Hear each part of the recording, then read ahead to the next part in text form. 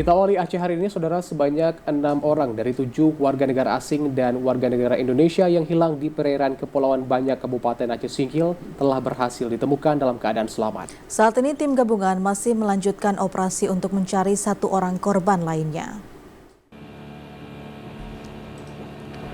Dari 7 orang yang hilang di perairan Kepulauan Banyak, Aceh Singkil, 6 orang diantaranya telah berhasil ditemukan.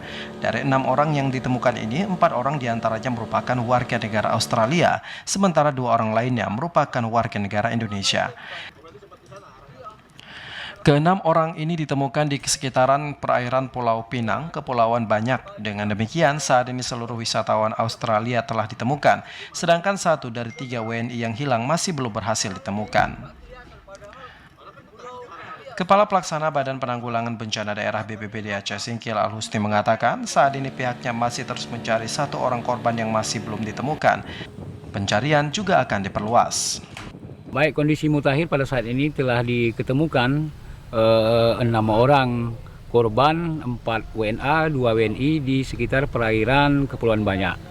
Nah, saat ini sudah dievakuasi ke Resort Pinang. Baik, untuk 1 korban kita masih melakukan pencarian di sekitar perairan Pulau Banyak.